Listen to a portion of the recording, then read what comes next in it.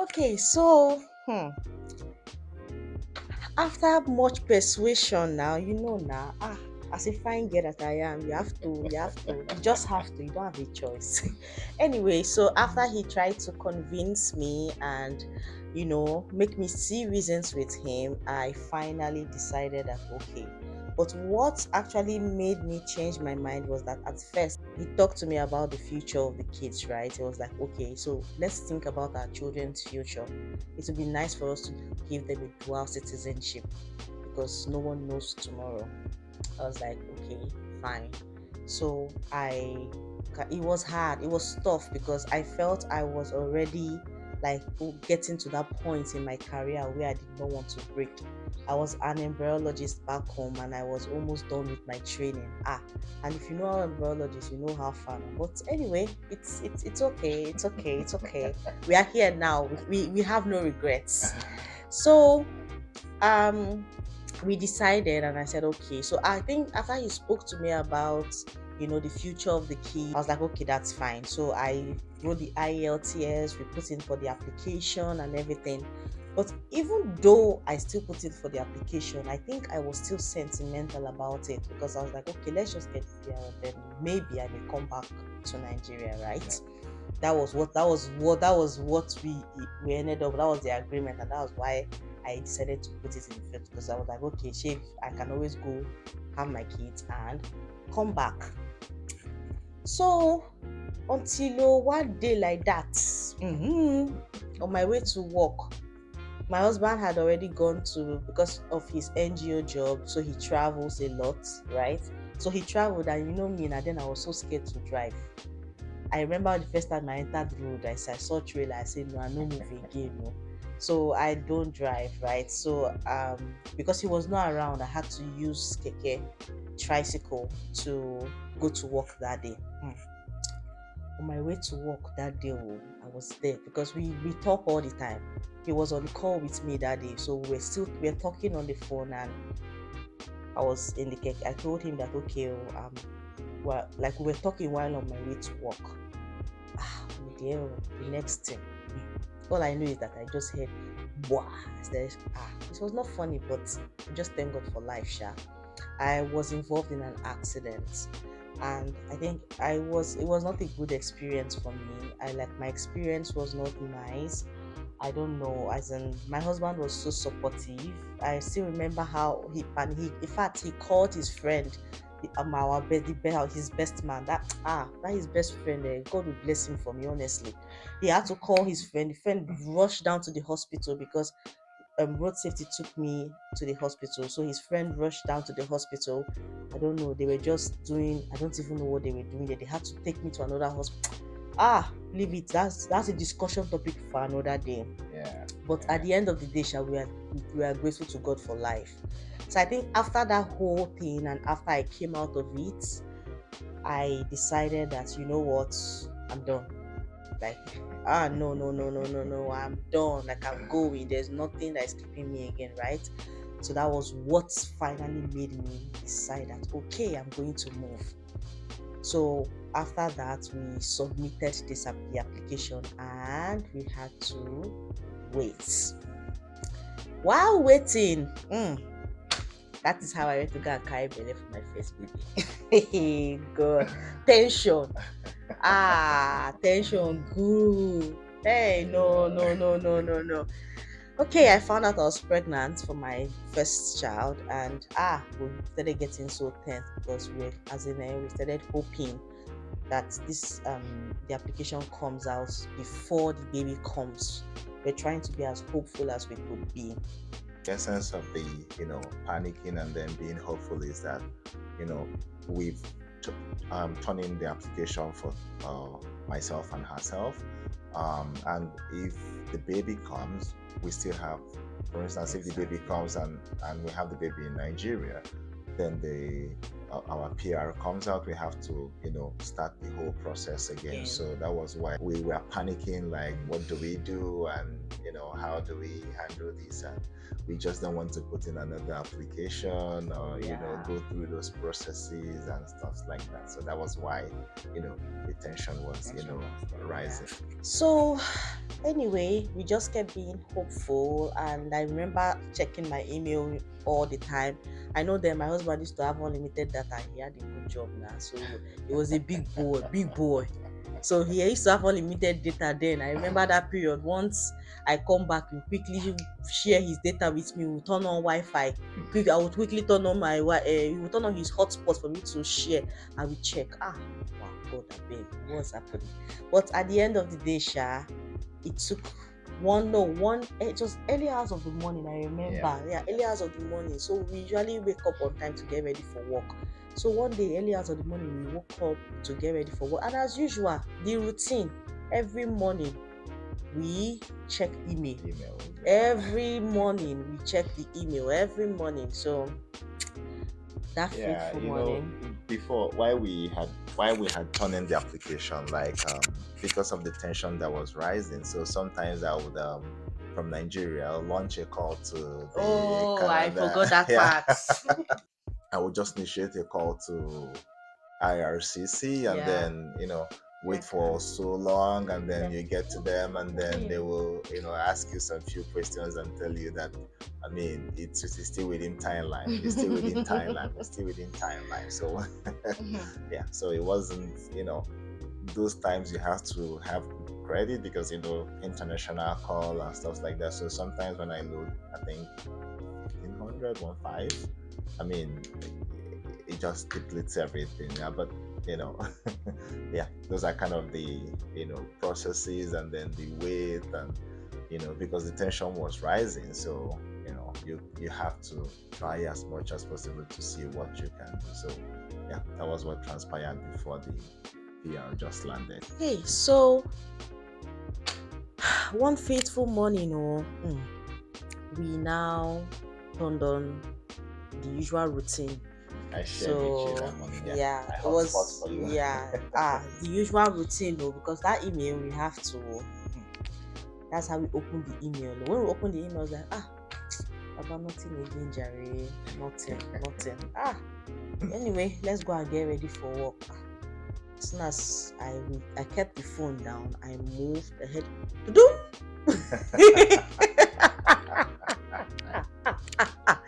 Oh my God! The way I ran to the phone, it was not funny. My husband was went the way he was ironing our clothes, right? As I had to do, I ran. I picked up my phone. In fact, I couldn't even open it. I just looked at it like this. I said, IRCC, passport request. Hey, hey, the way I I ran. think something had transpired that morning. I mean, I think we had, like, we had some little misunderstanding that Oh, morning. that's true. Yeah, so we weren't No, even no, like, yeah. no, the It night was the before. night before. That's true. So because he usually shares Wi-Fi the night before. Because Yeah, we check emails night, morning, all the morning. time. So Yeah, we because didn't of check time it. difference. Yeah, so we didn't check it the night before because as usual now. we had Baba, we Baba had bet fine issues. girl. So So we weren't even talking when we woke up in the morning then. So, you know, immediately the passport request came. Everybody had to shove up the whole, not talking and malice and everything. And then we started rejoicing and saying, like, oh, passport request. That, yeah, that was what transpired then. So as soon as I heard the sound, I opened it and saw it. I ran. I was like, Judy, it's here, it's here, it's here, it's here. We were so happy. We were so thankful. Yeah. It was a moment of joy for us because Yeah. we were so scared for but we just everything worked out fine, and we're so Yeah. It grateful. took about We really thank God for everything, and it took us 5 months. 5 months and 3 weeks. It took us 5 months and 3 weeks for us to get the COPR. So we're like, okay, so we're going to submit like I think the next day or The next something. day, yeah, it was That on a was Friday. the plan. So I think once that he came immediately after work that day, we went. We took the passport. That's the passport photograph for the So COPRO. yeah, Then we went the next early hours of the morning. Once, in fact, we opened shop with them that day. the FS. Aye, we opened the shop with them that Yeah, day. Oh. yeah, the FS So Canada. yeah, so that was how we submitted it, and I think how long did it take for us to get back our passport? Can you remember? It was around 2 to 3 weeks. Yeah, I Yeah. think it was around 2 to 3 weeks. I don't Mm-hmm. have that at the top of my head, but I know Yeah. like it took a while. I think it used to be 14 days as at that time, but between 14 to 21 days. Yeah, but Mm-hmm. it wasn't up to a month. Yeah, Mm-hmm. Yeah. between 14 to 21 days. Okay. Yeah. Yeah. So when we got back our passports, then it became the time for us to figure out where in Canada, in all these things, we have not even figured out where in We're in Canada we were Canada. going to go to. Hey, that's even the funny part. Anyway, so it was after we submitted the passport, we now started trying to figure out and think of where we were going to go to. So once our passports arrived, we actually called friends, called people that we knew in Canada or people that we know in Nigeria that knew people in Canada, and that's how we spoke about it, and we finally made our decision, and we decided that it was going to be Alberta. And the sole reason why we chose Alberta was because Alberta was the only place that was going to allow us to start medicals immediately. Immediately. Yeah. Every Every other other place you province had to was stay not. for like 3 months, and with that biggie belly, there was no way.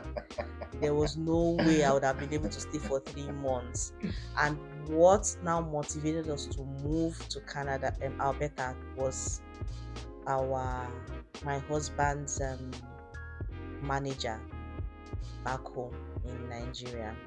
She was staying in Alberta, so she was now what prompted us to finally move. Anyway, so we started making our plans and putting everything in place, selling our property, selling everything we had, Everything. getting the house empty, Yeah. buying food stuff. Because you see me, I don't joke with my Nigerian dishes. So ask anybody, they know me. See that? You see, I don't. It has to be hey. That's how we went and carried yam and came to Canada, thinking it will survive. Hey, don't mind me, oh. I was busy using my UK mindset now. In my head, I'm like, those things are very expensive in the UK, Jerry. We have to pack what do we know? Even down to plantain. My people, if the only thing that I almost even carried onions. Well, I think what happened is that the onions started spoiling. I didn't have a choice than to leave it. It's not funny, oh. God, I packed, oh. I packed. I don't want to be stay hungry because you see me, I like my Nigerian food. I don't play with it. Rara, I don't joke with it at Yeah. all. Yeah. Anyway, that was it. We made our plans, we bought our tickets, we set the date, we had to resign from our jobs. Yeah. I had to leave my work. Anyway, it was all for the best. I have no regrets, sincerely speaking. Anytime I look back and I look at where we are today, I'm like, I'm so glad we did what we did, and honestly, no regrets at all. Do you have any regrets? Well, no regret. No regrets at all. No regrets. It's been Yeah. amazing for us. God has been so faithful to us. See, I always tell people God is in our story, and I mean it. It's just that as in, I can't tell you everything in one sitting, but don't worry, with time would unfold our story gradually, and you'd get to understand why we say God is in our story. And we are blessed. We've been blessed, right? I always tell people that when we came to Canada, we came as two. Now we are five. Yep. Yeah, we are five right now. So so that's how what we did. We shipped some items. We had to my we shipped some items, and then we packaged some of our items, and we finally moved. So we ended up landing in Canada on the 19th of December in 2019. And hey, There's one very funny scenario that happened because trust my baby girl now, she can pack and pack and pack and even carry the yam to Canada. And then our bag was so heavy, right? We had, lots of bags, right? And because we were kind of inexperienced in terms of the flight. Well, not inexperienced, but we were looking for a cheaper flight.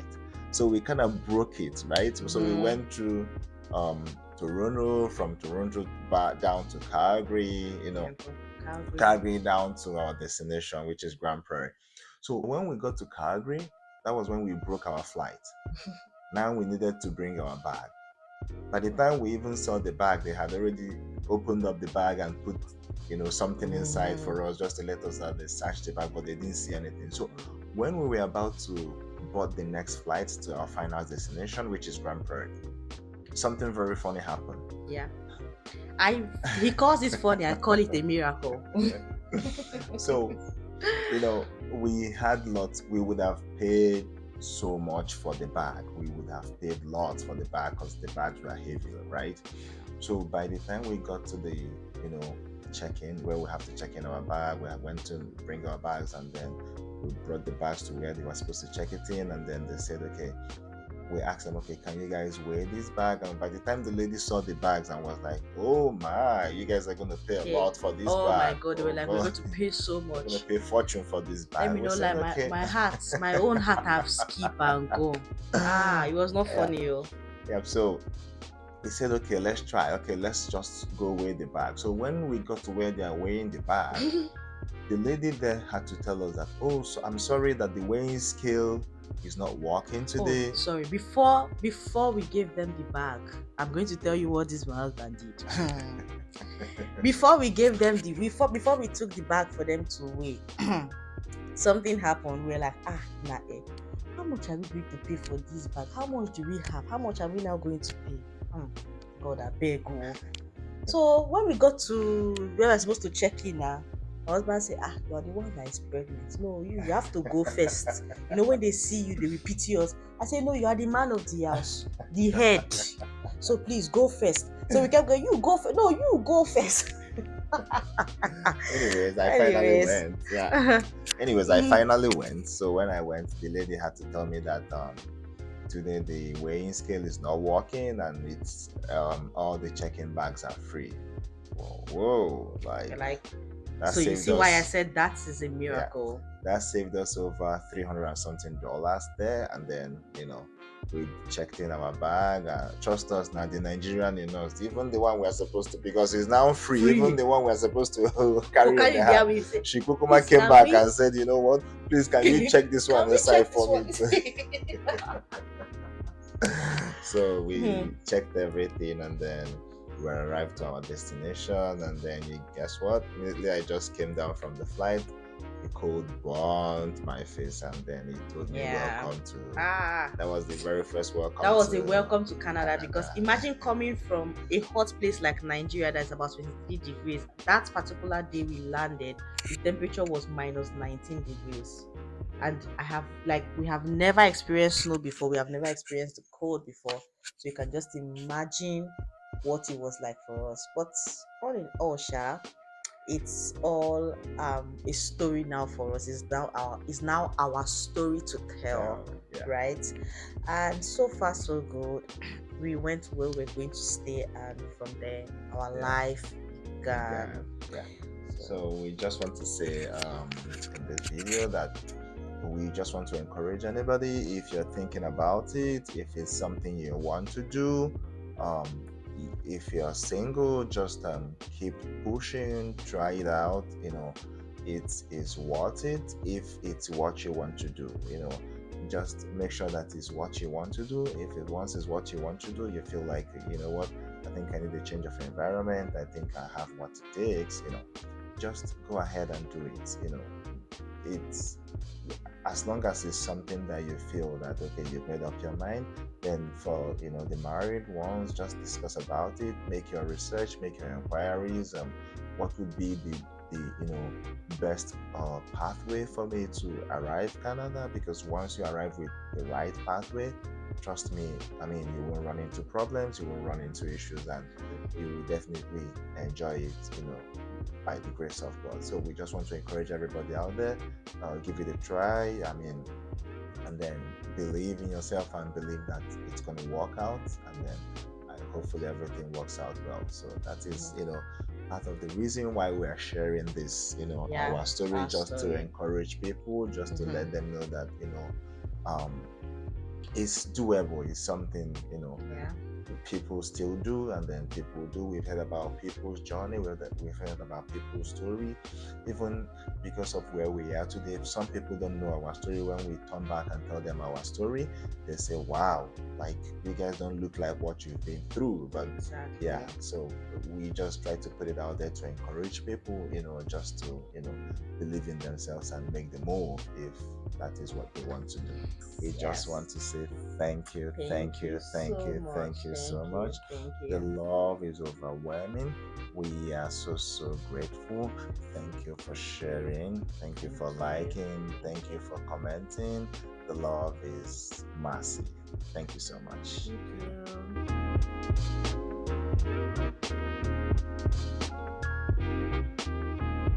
you.